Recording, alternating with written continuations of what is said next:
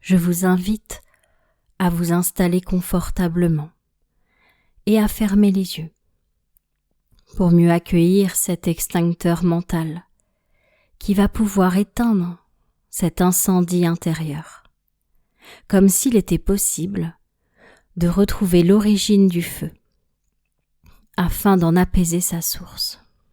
Car je ne sais pas si vous arrivez à imaginer quelle sensation agréable vous pourriez sentir si le volcan en vous, après avoir laissé sa lave couler, décidait de se rendormir. Comme si les émotions et les choses qui avaient besoin d'être évacuées avaient réussi à l'être. Vous savez, un peu comme si chaque événement, ayant entraîné de la colère chez vous, comme une injustice par exemple, était un ballon noir ou gris ou d'une autre couleur gonflé d'hélium, et que vous pouviez maintenant lâcher tous ces ballons, comme un cri poussé en pleine nature ou une lettre écrite à chaque personne concernée. Bien sûr, parfois, on n'imagine pas à quel point exprimer les colères rentrées a un effet libérateur. Ce que je sais, c'est que l'apaisement que vous ressentirez dans un instant sera votre réussite. Moi, je ne fais que vous parler, mais c'est votre inconscient qui utilisera mes mots comme des outils de précision, servant à désamorcer toutes vos bombes intérieures. Et je ne sais pas si vous avez déjà entendu parler de cette conseillère d'orientation qui avait aidé un jeune à se perdre, avec une boussole détraquée par la peur. Mais parfois, le fait de se sentir désorienté, alors qu'on ignore si le nord est dans notre dos, permet de voir le soleil à midi. Et c'est parfois parce qu'il manque quelqu'un à l'appel qu'on découvre où se trouve l'est, comme si le fait que cette personne soit à l'ouest permette de ne pas perdre le nord. Mais ce n'est pas le thème de cette séance. Je vous invite à remporter le dernier round pour gagner la paix. Et si dans cette histoire votre colère est vaincue par chaos, s'il vous plaît, prenez-la dans vos bras. Car cette colère vous a été utile, nécessaire, humaine, et vous pourriez gagner la paix, simplement en laissant les colères s'exprimer en douceur. Vous pouvez même vous en servir comme d'un moteur, une sorte de moyen ressemblant à un accélérateur.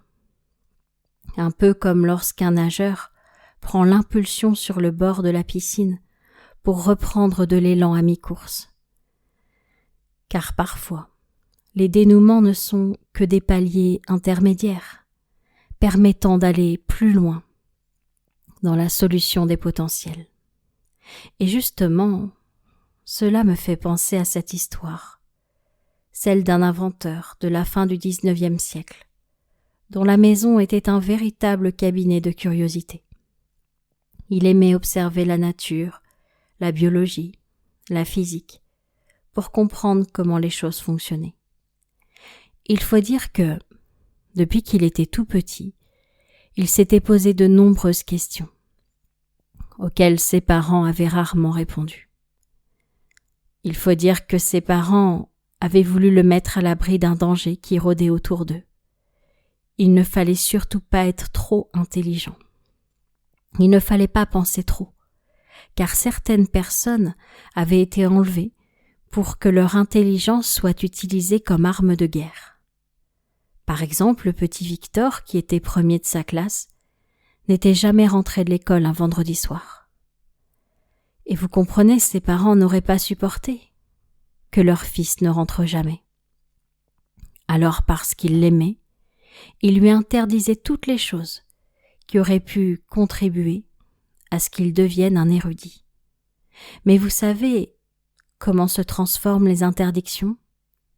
En frustration dans un premier temps et en élan de désobéir dans un second temps. À 14 ans, il avait trouvé tellement injuste de n'avoir pas le droit d'aller à la bibliothèque qu'il avait commencé à mentir à ses parents. Il leur faisait croire qu'il allait à la pêche. Mais il oubliait de préciser à la pêche aux connaissances, aux informations. Il était affamé de savoir. Et toutes ces fois où il avait dû mentir, il avait fallu qu'il invente des histoires. Et c'est en inventant des mensonges qu'il avait découvert son talent d'inventeur. Nous étions quelques années plus tard. Les enlèvements de personnes érudites avaient cessé, et cet inventeur pouvait librement exercer et exceller en toute sécurité. Mais quand quelqu'un lui demandait s'il avait été soutenu par ses parents dans son élan, il répondait toujours avec un sourire jaune « Oui, ils y ont contribué, en s'y opposant. » Comment ça? Mes parents ne m'aimaient pas. Alors ils m'interdisaient de faire tout ce que j'aimais. Je n'avais pas le droit d'apprendre, de m'instruire, d'élargir mes connaissances. C'était peut-être à cause des enlèvements? De quels enlèvements vous parlez? Vous n'êtes pas au courant? Des centaines de gens intelligents ont été kidnappés pour utiliser leur intelligence comme arme de guerre. Ses parents ne lui avaient rien dit. Et c'est ainsi qu'il commença à comprendre qu'il avait mal compris l'intention de ses parents, qu'il l'avait privé pour le protéger.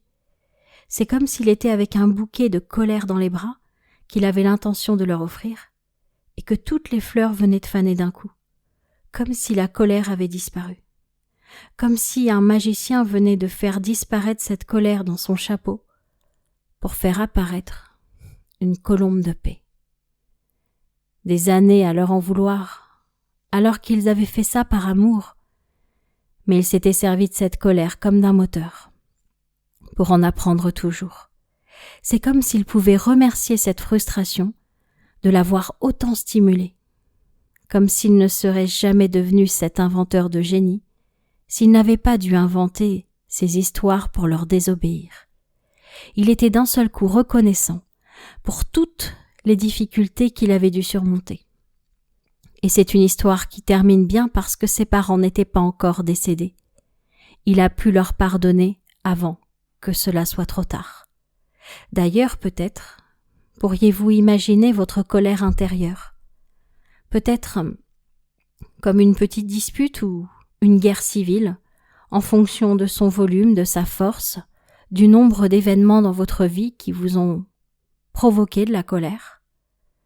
Et avec des hélicoptères, vous pourriez envoyer des messages de paix à cette colère, qui avait juste besoin de s'exprimer, d'être entendue, pour retrouver la paix. Imagine que ces gens qui s'affrontaient, se disputaient à l'intérieur de vous, s'apaisent, baissent leurs armes. La guerre, la dispute, la violence, la colère, c'est terminé. À partir de maintenant, vous ressentez que la colère s'est exprimée et que la paix peut s'installer. Imaginez-vous d'ici quelques jours, heureux de constater que la paix est bien ancrée, que vous êtes apaisé, calme, serein, reconnaissant, et que vous remerciez la vie pour tous les enseignements qu'elle vous a permis d'apprendre. Et ce qui est exceptionnel, c'est que vous vous rendez compte que le monde autour de vous devient lui aussi plus apaisé, plus calme, plus serein, comme s'il n'était que le reflet de ce qu'il se passe à l'intérieur de vous. Souvenez-vous qu'être heureux ne dépend pas des événements qu'on vit, mais de la manière dont on les accueille. Alors, il est important d'ouvrir la porte à tous les événements, comme si vous étiez une maison d'hôtes. Même si certains hôtes vous semblent négatifs, souvenez-vous qu'ils ont tous un cadeau pour vous dans leur valise. Les apparences sont souvent trompeuses. Apprenez à écouter chaque événement. Il vous racontera forcément quelque chose d'intéressant pour votre épanouissement. Et quand vous le souhaiterez, à votre rythme, vous pourrez simplement revenir ici et maintenant, calme, tranquille, apaisé, et réouvrir les yeux, tout doucement.